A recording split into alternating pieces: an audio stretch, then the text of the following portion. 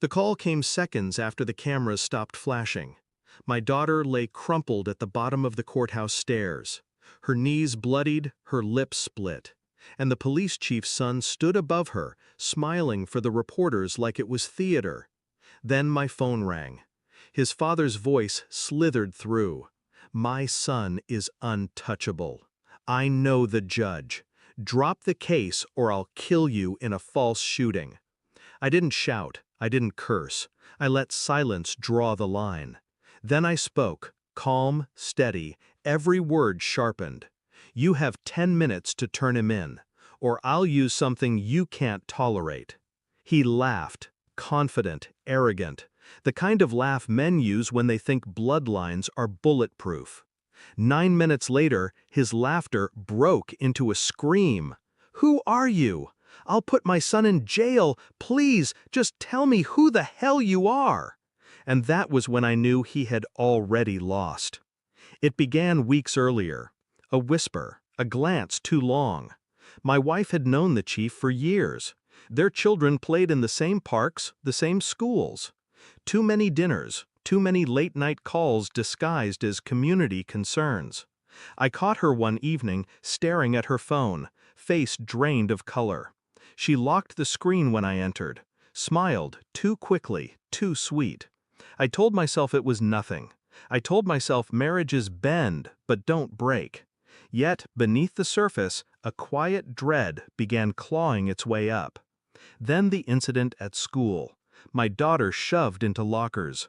Bruises she explained away. Teachers whispered, staff averted their eyes.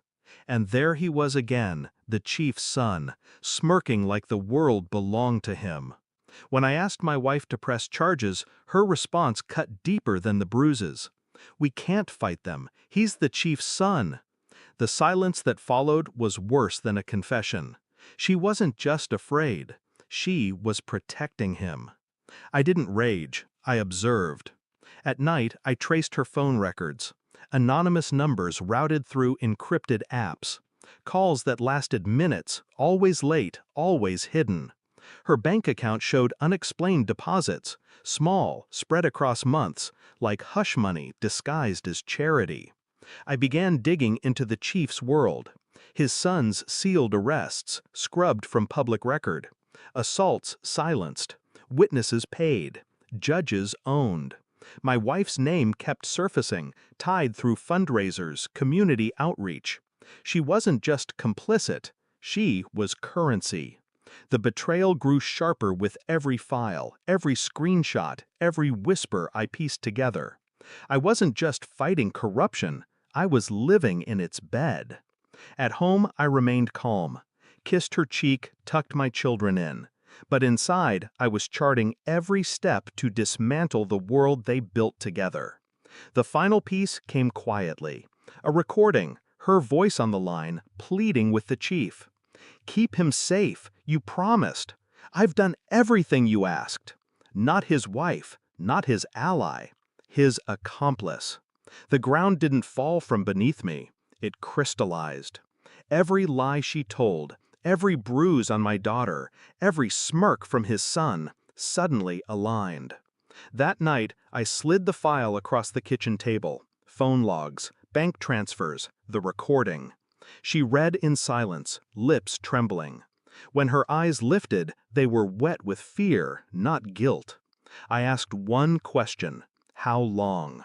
Her answer broke without sound, and I knew. She had traded my family's safety for his protection. So when the chief called, threatening false shootings and dead-end cases, I didn't bluff. I had already set the trap. Every file backed up, every transfer exposed, federal eyes watching from the dark. When his laugh turned to panic, I remained silent. He begged now, stammering, "I'll put my son in jail. Please, who are you?" But names didn't matter anymore. I was the silence that followed his threats, the mirror he couldn't escape.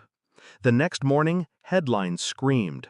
Police chief indicted, his son in cuffs, face no longer smirking, but pale, hollow, stripped of arrogance.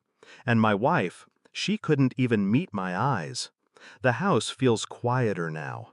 Not peaceful, empty. I don't rage at her. I don't ask why. Her answers would rot in my ears. I already know what she traded. I think of my daughter at the bottom of those stairs. The blood, the cameras, the smirk. I think of the chief's voice cracking into fear, begging for mercy he never gave. And I feel nothing. Revenge didn't restore me. It carved me clean.